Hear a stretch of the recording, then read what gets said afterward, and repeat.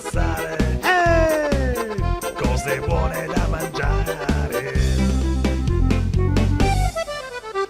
Mi tuffo dentro ai vestiti, goloso di sapori squisiti.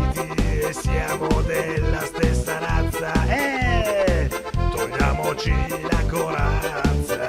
La domenica impazzano, dai, tutti in piazza! In piazza! Com'è che dice la sigla? Dai, simpatica, simpatica. Eccoci ancora insieme, bentornati e bentrovati all'appuntamento con le varie sagre e feste in giro per l'Italia. Ci porta a Trevignano, dove c'è appunto il Palio di Trevignano, appuntamento importantissimo che non bisogna assolutamente perdere, ed è per quello che anche quest'anno siamo stati presenti, così come anche a Montebelluno dello speciale territorio, e poi avremo modo anche di vedere invece la Sagra delle Rose che si trova a Ponzano Veneto. Quindi stai con noi, e se ti sei perso un pezzettino di qualsiasi cosa, beh, vai a visitare il nostro portale tuttiinpiazzatv.com.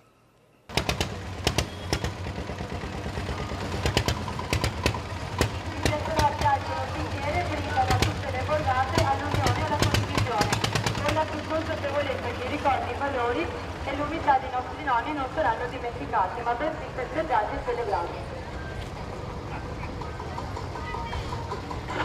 Raffaele, ecco qui a voi la cucina. Una volta c'era il ring dove si metteva solo una carriera, ovvero un grande pentolone per cucinare. Oppure qui abbiamo una cucina di quelle economiche, dove si usavano le casserole per cucinare. Le cucine erano grandi e accoglievano tante persone. Dovevano accogliere famiglie molto numerose. Il fatto fondamentale comunque che si trovava nella cucina era sempre la polenta.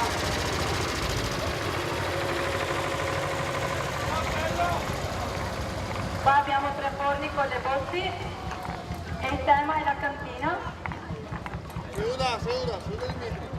fatto, diciamo, divertente della cantina è che si apriva botte per botte e ogni tanto qualche botte si trovava vuota, perché qualcuno col pivot paglia, ovvero con delle cannucce di paglia, decideva di svuotare una botte nascosto.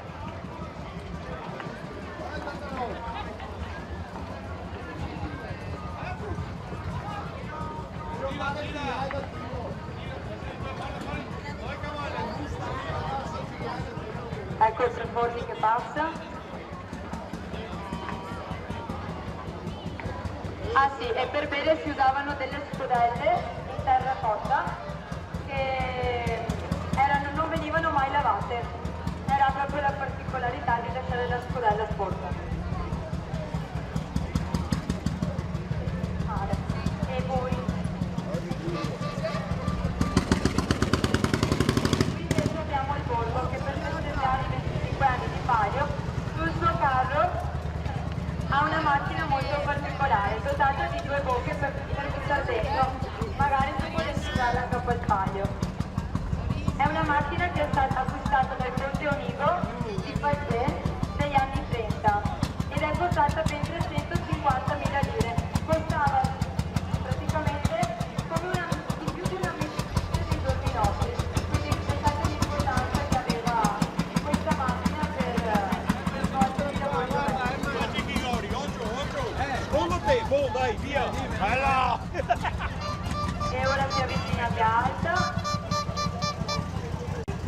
Ragazzi delle squadre, se voi volete entrare in villa, intanto i trattori e i carretti si fermano qui in piazza perché dobbiamo aspettare la rappresentazione storica. Ecco via Alta ha deciso che oggi va a caricare il treno che sarebbe il treno, e quindi era fondamentale sapere raccoglierlo e gestirlo. Prima si tagliava così, dopo si allargava, quindi si apriva e si gesteava, si raccoglieva con rastrello e si facevano i famosi mari del tè. Il profumo era qualcosa di straordinario, che ai giorni nostri possiamo solo immaginare, perché aveva delle essenze che ora non ci sono più. Veniva buttato nella tiela e veniva messo nella tiratura e buttato giù da quello che si chiama il benot. La piega era il luogo dove si riponeva il fieno sopra la stalla e il benot era il buco da cui si buttava giù questo fieno. Inoltre il benot era anche la misura per fare le bestie.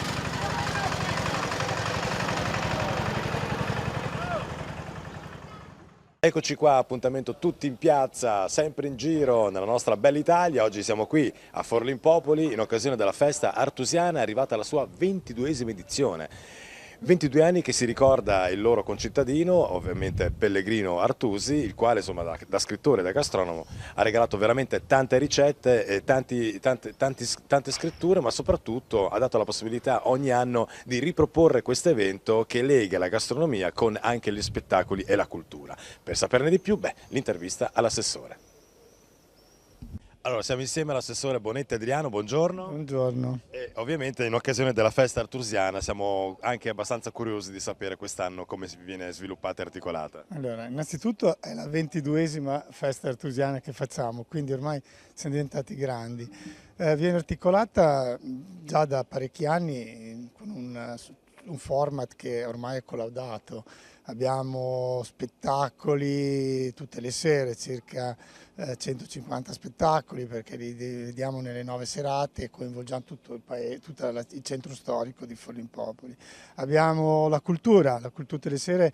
A Casa Artusi viene presentato un libro e in questo libro praticamente ci sono vari personaggi, cioè da Segre a Lucarelli, quindi c'è tutto un movimento che tutte le sere funziona alle 7 di sera. Poi abbiamo nella Chiesa dei Servi, che è all'interno del complesso di Casa Artusi, vari convegni tutte le sere, ed abbiamo avuto proprio ieri sera, il giorno della partenza, un convegno molto importante dove erano presenti praticamente professori universitari, parte anche componenti del nostro comitato scientifico. Noi abbiamo un comitato scientifico che riteniamo che sia molto d'alto livello, formato, il presidente è Massimo Montanari, che è uno delle massime espressioni della gastronomia, cioè per la storia della gastronomia in Italia.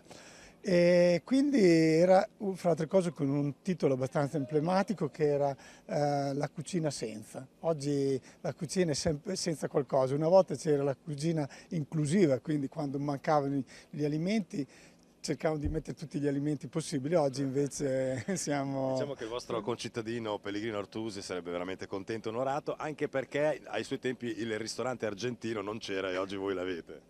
Sì, a parte che il nostro concittadino Artusi è stato già un precursore, possiamo dire che potrebbe essere tranquillamente un blogger di adesso, perché lui ha coinvolto tutta l'Europa e anche oltre forse, perché il libro dell'Artusi lo troviamo adesso, ma lo troviamo ai tempi, gli emigrati che andavano dall'Italia verso i paesi anche lontani avevano tutti il libro di cucina dell'Artusi. Forse questo è servito anche a mantenere in molte famiglie quell'equilibrio di tradizione che magari spostandosi in continenti diversi non era possibile avere.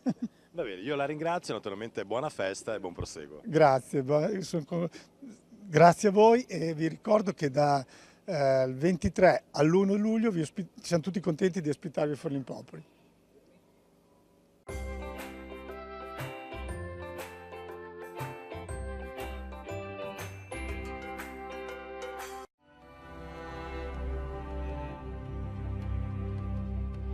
Allora, siamo insieme a Gennaro Setola, ciao Gennaro. Ciao carissimo. Allora, che sei stato veramente il precursore, anzi l'ideatore di questo nuovo stile, una nuova disciplina che si chiama appunto Body Fly System, ce ne vuoi parlare?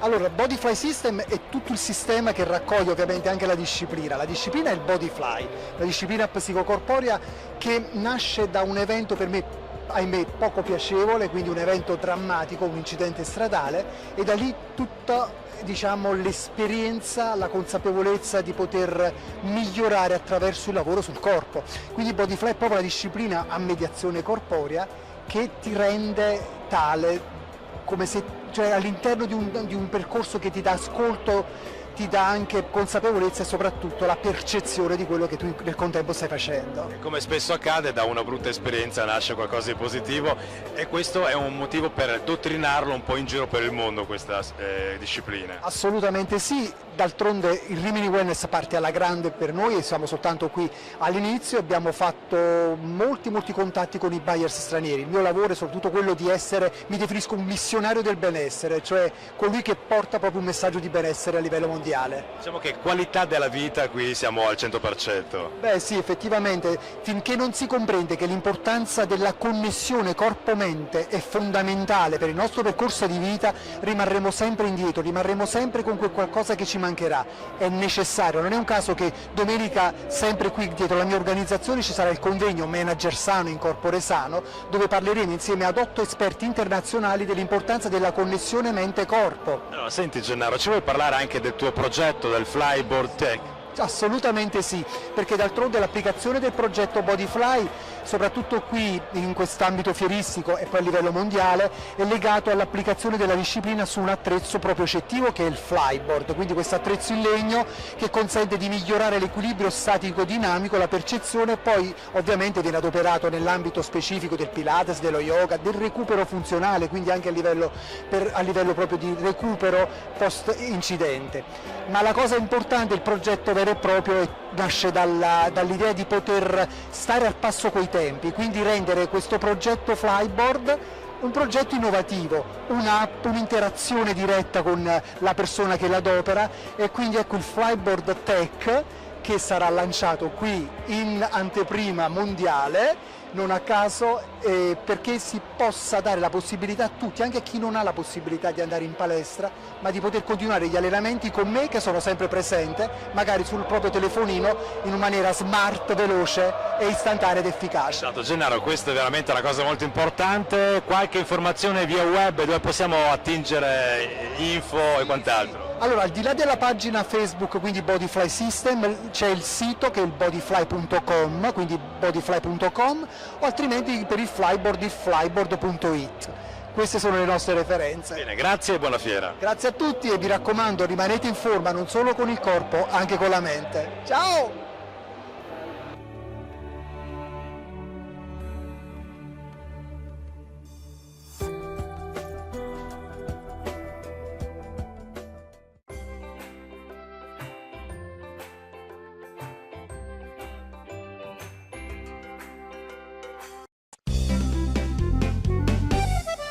Stamattina profumo di festa, apro la mia finestra e sento la gente passare.